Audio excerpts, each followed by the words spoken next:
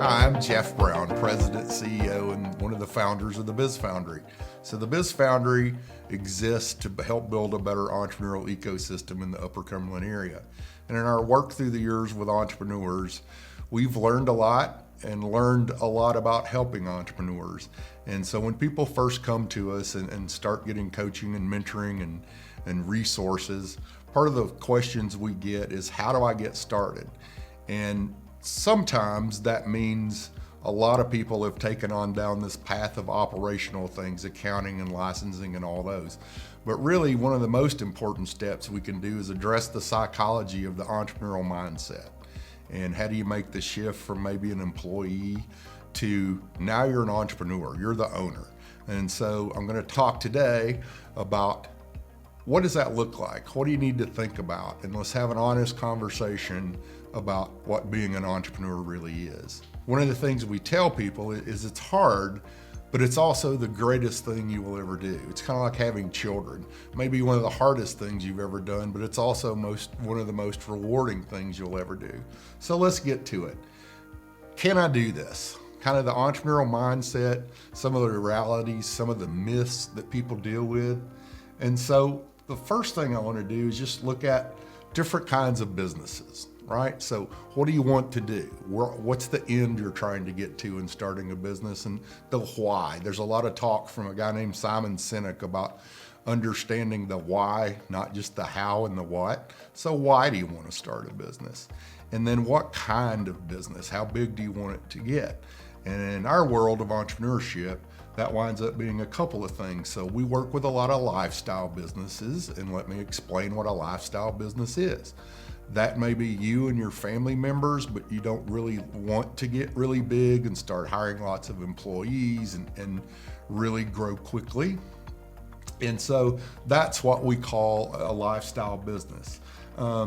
It's kind of what you think of the mom and pop. I don't really like that term. I think that's a little bit derogatory to most entrepreneurs. But then there's this idea of a high growth business or a growth business. So I want to get to the point that I have 50 employees, 100 employees. How do I become the next Microsoft? Or how do I become the next Pilot? I talk to people a lot about, a lot of people have no idea some of the huge corporations that are based in Tennessee. So understanding the difference in those two, and we're not judging good or bad, either what's right for you, but we need to know what your intent is, because that's a little different path. Now, the converse to that argument is a lot of people started out as a lifestyle business and then 2 years later realized, whoa, I can take this really big. And so there's no set answers in any of this. And most of the talks I'm going to give you, there's no 100% right in any of this. We're just giving you our experience and our talks with entrepreneurs. So a lifestyle business normally is kind of what people would, the IRS would classify as your self-employed. The owner and the family members or close partners or whatever actually do the work, right? So if you're starting a plumbing business, you're actually going to be out on the job doing the plumbing, right? They're happy with the size it gets to, that they make a good living and it provides them a nice lifestyle. And that's kind of their goal. They don't really care about getting any bigger than that. Now, one of the issues is there's no succession to that. What happens when you want to retire or you get sick or all those kind of things? So when we talk about building a growth business or a high growth business, which is really part of the TV version, this is the 3 young kids that go to Silicon Valley and become billionaires. There's this idea of venture capital investors are always looking for unicorns. They're unicorn hunting. But the growth business is really about, you want to grow quickly, right? You're going to depend on a team of people to do the work. You're going to depend on another team to help you do the management, really run the business, right? So you're going to spend your time working on the business, not in it. And that's a big difference in the entrepreneurial mindset. It is investable, right? Investors don't invest in Jeff's framing company, right? until it gets to be a couple of hundred employees and I'm scattered over half the United States. So it's not really investable from the TV version until it gets to a certain size. And then it has a succession plan. And really what we're talking about here is if you build a business, a corporation, an LLC, we don't worry about the entities right now, but you're trying to build a business that has value whether you're there or not. And that when you get ready to retire, you can sell it and fund your retirement, and there's value there even if you're not there. So that's kind of the difference in a lifestyle and what we consider a high growth business. Our number one mantra is most of our programs are aimed at not making you a better plumber, but making you a better business owner, making you a better marketer, making you a better manager, making you better at hiring and finding the right team. You've got to work on your business, not just in it. And we just finished a program not too long ago with a ceramics artist, and the big breakthrough was for her was to realize I am an entrepreneur and I need to spend an hour a day working on growing and managing my business, not just making ceramic items. So you really got to work on your business. The other big thing is customer focused. You exist for your customers. Your customers don't exist for you. Always keep that in your mind. A lot of people get so busy in day-to-day operations and, how's our website work, our phone work, whatever.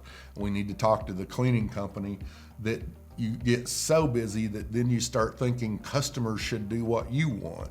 And that is just not true. That is usually the absolute death knell to a business, is when you think the customers will do what you want. It's not their job to do what you want. It's your job to do what they want and provide value to them. So we throw out a lot of terms here, but just kind of, there's a myth out there that if I build it, in other words, if I get a business license, I do an LLC and I rent a building, that I'll be successful because everybody loves my idea, right? They're all gonna love it. They're just gonna come running at me and throwing money. That is one of the great myths of business, is build it and they will come. That made a great movie, and your business would be very successful if your business was talking to dead baseball players. Otherwise, the theory doesn't work very well. Again, let's get into this entrepreneurial mindset versus the employee mindset. And there's nothing wrong with being an employee. A lot of people are offended when I say this, but it's just the shift in thinking that you need to make once you start your own company. Entrepreneurs generally start something because they have a passion for what they're doing. Employees, often it's just a job. I work from 8 to 5, and when I leave there at 5 o'clock, I'm not gonna think about it again until 8 o'clock the next morning. Entrepreneurs can live with uncertainty. You may not know where your next paycheck's coming from, where your next contract's coming from. Entrepreneurs do not get paid from God. Money does not magically show up in your bank account because you exist. There's the term to throw out all the euphemisms of you eat what you kill when you're an entrepreneur. You've got to generate business. It's not unusual for entrepreneurs to pay their staff on Friday and not to get to pay themselves in the early years, and that's the way this goes.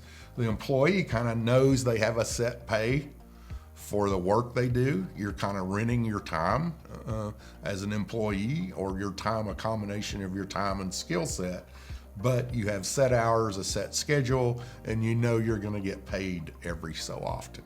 You have steady income. Good entrepreneurs are always innovative problem solvers. We just see that the entrepreneurs that do really well through the years, because they're able to change quickly. There are no sacred cows that they're not willing to look at changing if it helps make a better business and serve their customers better, or more profitable, whatever that may be. Employees are kind of activity focused, right? In other words, it's a big deal to change a system to an employee, to where an entrepreneur is going, we need to change it, let's change it. And we realize we have to get everybody up to speed on that, but there's not that resistant thinking of I shouldn't change it, even though you know it would be better. Entrepreneurs are generally very outcome focused, right?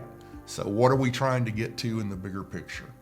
Employees generally have a low tolerance for risk. And so they're thinking more activity based, right? I need some supervision. I need somebody to tell me what I ought to be working on this week or this month or whatever that is. Entrepreneurs are always looking ahead with a growth mindset. The number one thing we see entrepreneurs do wrong is they get so focused on building their product or something like that, that again, they forget to work on their business and manage their teams and things like that. Here's a good thing that we often hear. I want to start a company so I can be my own boss. Well, that's true. You are your own boss. But here's the difference. You now have total responsibility for everything. If one of your team members messes up, you're the owner, you're the CEO. You're responsible for everything. Everything is your fault. And one of the tips I'll give you through my years is always take that responsibility. Great leaders take responsibility for the bad things and give credit for the good things to others. That's not what a lot of people are taught. So do you want to be a good entrepreneur, or do you want to be a social media sensation, right? And so employees are generally only responsible for their part and not responsible for everything. Now, CEOs and people at the C-level can be. But again, back to this, good entrepreneurs give all the credit to others, and employees kind of need the credit to come to them so they can get the next promotion or raise or whatever that may be. And it's just a totally different mindset. Is that kind of win-win kind of thinking is what an entrepreneur looks like, and it doesn't have to be all about him. The job of a CEO or a founder is to always steer the boat. Where are we going, right? And they should maintain the vision and culture of the company. We can't explain to you how important that is, that if you let those things get out of control, that's when all your employees leave. That's when you're doing things that nobody cares about anymore, or you're producing products that are outdated, or your services are too hard to connect with, right? In today's day and age, one of the things we hear is, I don't need a website. Well, if you don't need a website or a way for people to connect on their mobile phone, then you're basically saying, I have no customers that are under 50 years old. And to be real honest with you, that's not even fair. I'm more than 50, and so if I'm out in the community looking for something, where am I going? I'm going to my phone. And if you don't show up there, it's kind of tough for me to know I should even come to your business. Your work must focus. We can't tell you how important this is. Again, customer first. It must focus on keeping customers and finding good team members. Those are those are 1 and 2 of what great entrepreneurs should be doing. Doesn't matter how smart you are, doesn't matter, nothing else matters. If you don't have good employees and team members and don't understand your customers and what the value is to them, this is not gonna go well for you. Here's something that a lot of people talk about, all the reasons of why businesses fail. Bad management, not enough money, blah, blah, blah, blah, blah. We've heard every argument in the world. The fact is, the hard, honest fact is, businesses don't fail from running out of money. They fail from a lack of customers, right? They lack customers because they didn't provide enough value to the right customer segment or segments to keep them doing business with them. Running out of money is a symptom, not the cause.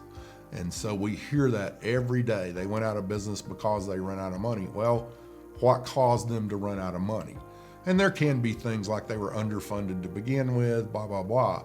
But let me tell you what, if you get enough customers fast enough, Being underfunded will not be a problem. It may be a cash flow problem. It's one of the things we'll talk about later in financial management is your first few years, it's all about cash flow. Now, here's my important tip of everything I just said. Don't be one of those businesses.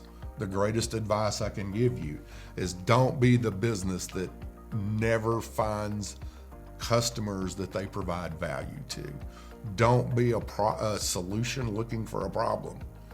Be a solution that you understand the people who have the problem or their want or need and why they will do business with you. Some other tips that kind of the world of what makes a good entrepreneur, and there's lots of webinars, books, everything in the world on this, but so we tried to boil it down to some points that really we see every day, and when we see the really good ones that do really well, always be learning, right? When you get a chance to increase your skills as an entrepreneur, take it. We often do workshops that we heard a lot of people in the area say we need this, and then the same people that said they need it don't do the workshops, don't come to them. And so what we think is happening there is you got so caught up in performing tasks in your business that you didn't think you had time to take this workshop or seminar or whatever that increases your skill set as an entrepreneur. And the truth of the fact is you can't afford not to in the long run. Find mentors and advisors that you trust. We spend a lot of time being a shoulder to cry on and just a sounding board for entrepreneurs, and that's probably our greatest strength, to be real honest with you, is we don't want you to feel alone, and we don't want you to feel like you're the first person ever went through this, because a lot of entrepreneurs present to the public that this is all milk and honey and life is just a blast. Well, not everything is a blast. It just isn't. And so again, back to the raising kids, it's not always fun, right? When you're up at 3 a.m. with them because they're sick, that's not the moments that everybody wants to put on television. Another piece of advice that we want to give people early on, have an attorney, an accountant, and a commercial insurance person that you trust, and they become trusted advisors, and almost think of them as partners. You don't need to talk to them every day, and one of the most important things we try to teach people is knowing when you need to talk to those guys. The biggest problem we all run into in life is not knowing what we don't know. And so if you can narrow down what you don't know by having good team members who know it, doesn't mean you have to know it, but I have people who do.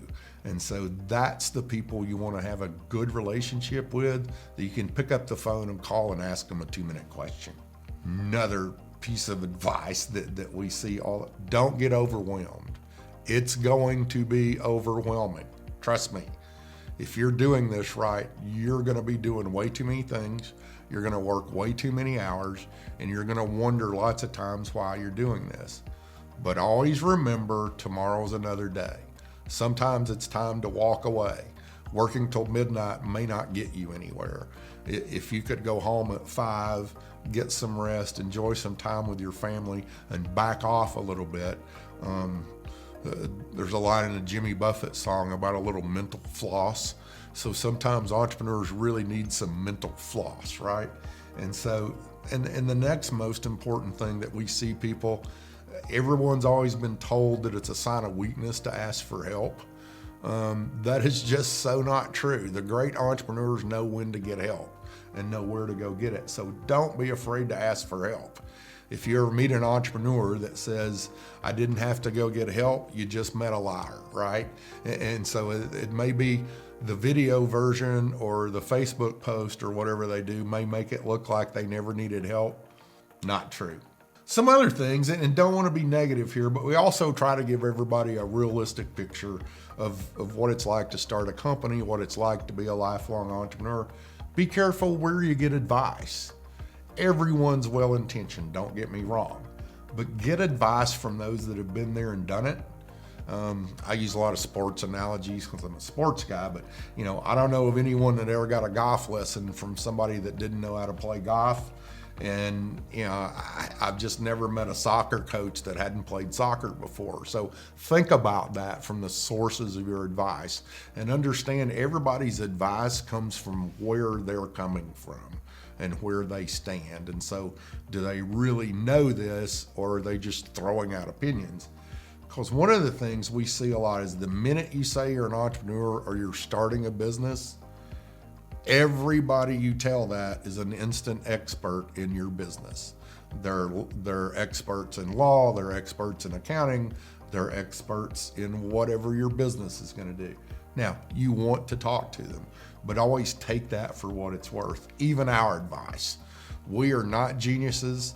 We don't have crystal balls. We try to get you to think about what the future would look like, with no guarantee that we can predict it any better than anybody else.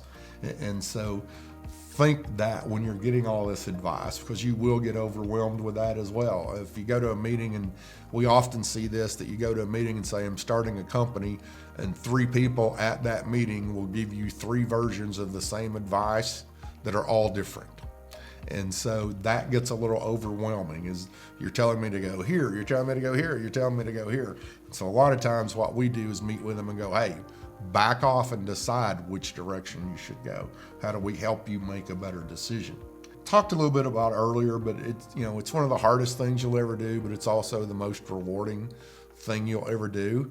One of the things we see is that usually once you get the entrepreneurial bug, is that it kind of stays with you forever. So it's really hard to go back to being an employee. Not that that's a bad thing, but that's a hard shift back. It's a hard shift either way. With that said, don't be afraid to start. We get a lot of times, when should I start a company? Well, again, I'll go back to the thing is, when's a good time to have children? There's no such thing as a good time. The thing is, just decide you're going to do it, or sometimes maybe it's a surprise. And we see surprise entrepreneurship, right?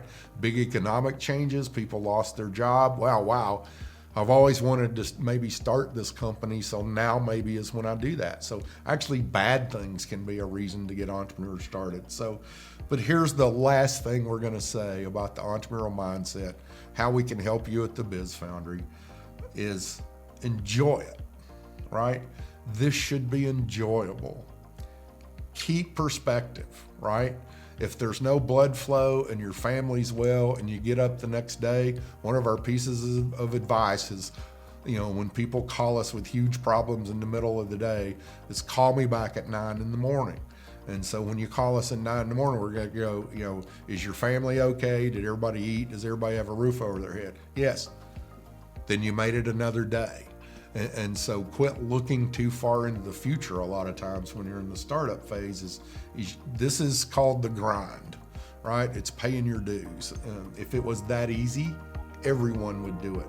And so enjoy it, keep perspective, and go be awesome. Be the greatest entrepreneur we've ever seen, and let us